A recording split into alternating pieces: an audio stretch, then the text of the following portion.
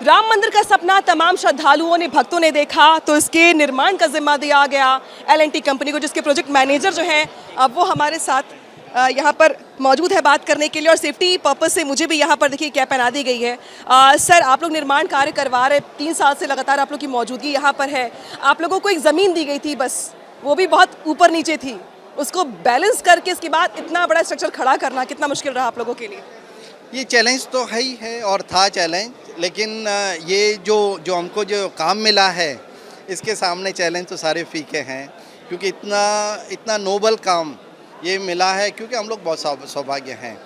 और आपको मालूम है कि L&T की क्या कैपेसिटी है, तो इसीलिए जो भी है, जो ट्रस्ट या क्लाइंट के जो भी हमारे पदाधिकारी हैं, तो उन्होंने डिसाइड किया है कि ये काम L&T करे। तो हम लोगों ने डिज़ाइन और बिल्ड काम इसको लिया है और जो 2 साल पहले से इसको चालू किया है।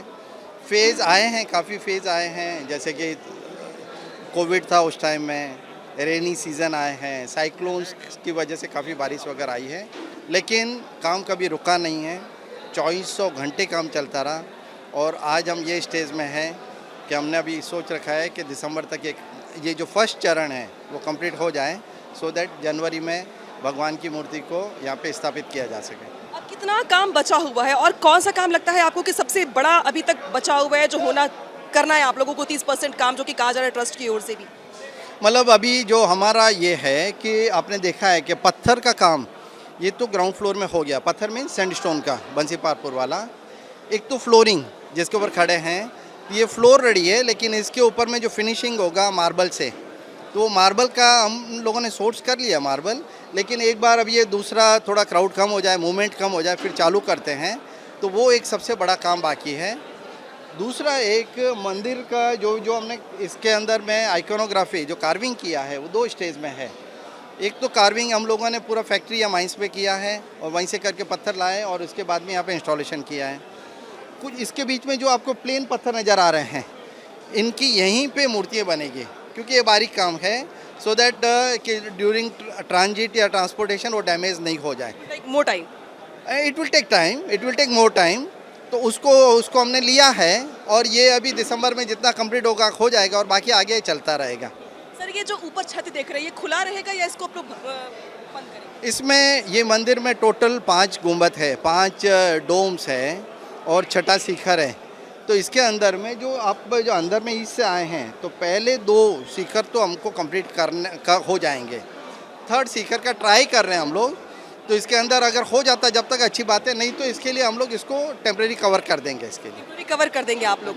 गर्भगृह के काम में कितना बचा हुआ है? लोगों का सबसे ज़्यादा इंटरेस्ट इस बात में है कि भाई रामलला विराजेंगे, उसके लिए जगह बन गई है क्या? काम पूरा है क्या आपकी ओर से? गर्भगृह लगभग कंप्लीट है और उसके अंदर में भी खाली फ्लोरिंग बाकी है। और भगवान की मूर्ति जो बन रही है उसको हमको वहाँ पे उसको स्थापित करना है। तो फ्लोरिंग भी हमारे पास रेडी पड़ी है, वो 7-10 दिन का काम है, उससे ज़्यादा का नहीं है। तो हम एक बार देख रहे हैं कि थोड़ा सा बाकी का मूवमेंट वगैरह एक बार कम हो जाए, उसके बाद में कर देंगे, अदरवाइज गर्भगृह लगभग कंप्लीट है। प्रोजेक्ट मैनेजर हैं, प्रोजेक्ट के तौर पे आपने बड़े बड़े प्रोजेक्ट करे होंगे। आपने एक अलग प्रोजेक्ट, बिल्डिंग बनाना, इमारत बनाना, एक राम मंदिर बनाना, दोनों में कितना फ़र्क महसूस किया आपने और आपकी व्यक्तिगत भावनाएं किस तरीके की? मतलब ये एक आस्था का विषय है।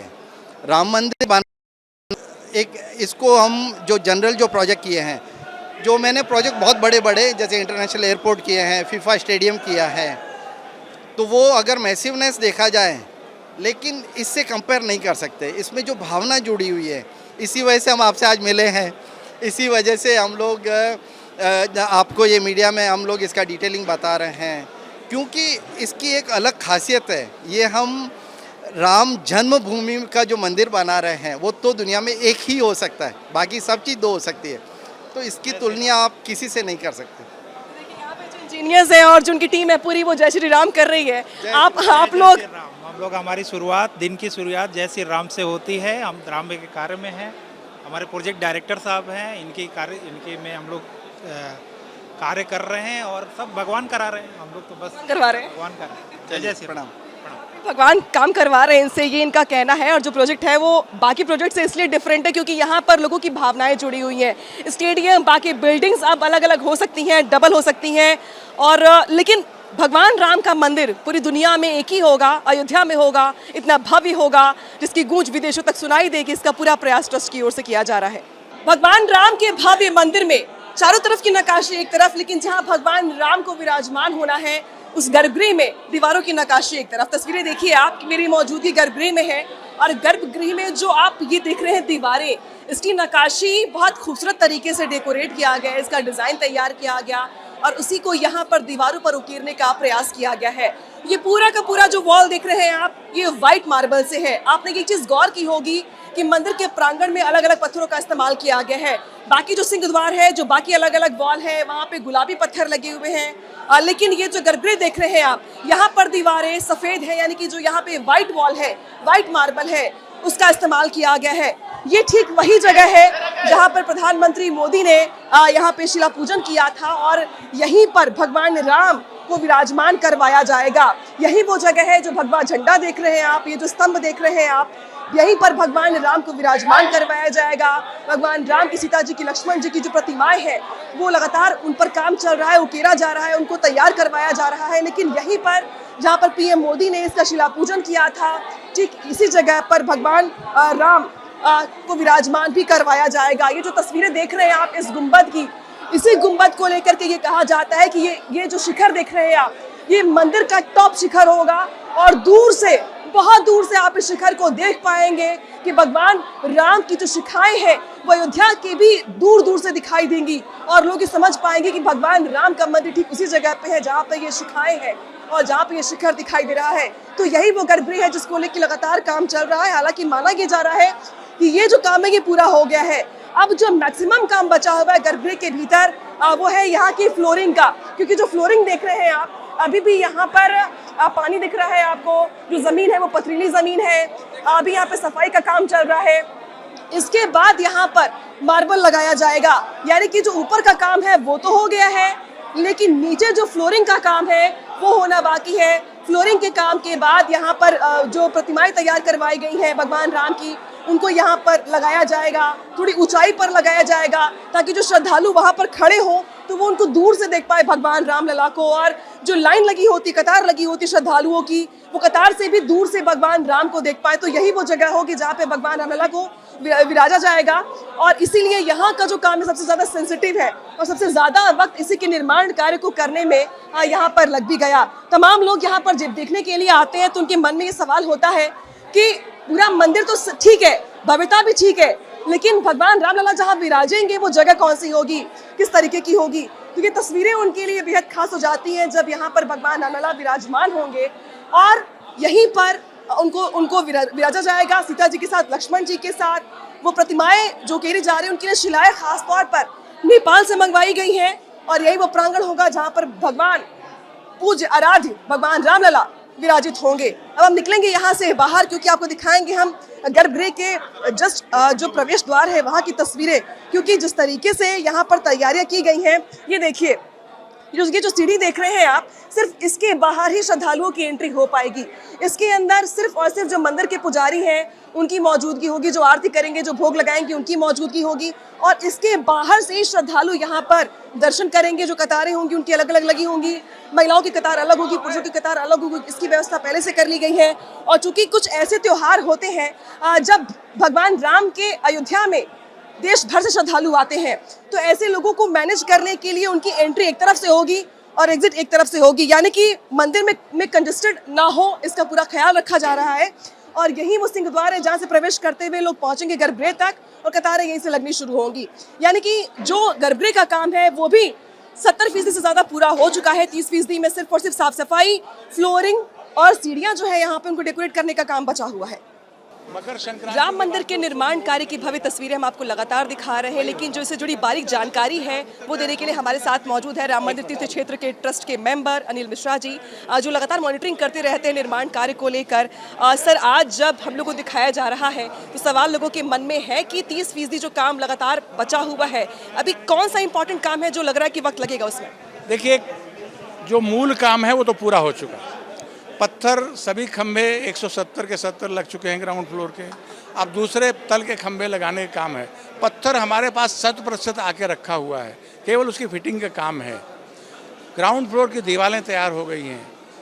सभी मंडप पूरे होंगे जब द्वितीय तल पर आगे निर्माण कार्य बढ़ेगा, लेकिन ग्राउंड फ्लोर पर अब जो काम बाकी है वो रूप काम है, जिसको मूर्तिकारी का काम कहते हैं। कारीगर लगे हैं, उस काम को बहुत तेजी से कर रहे हैं।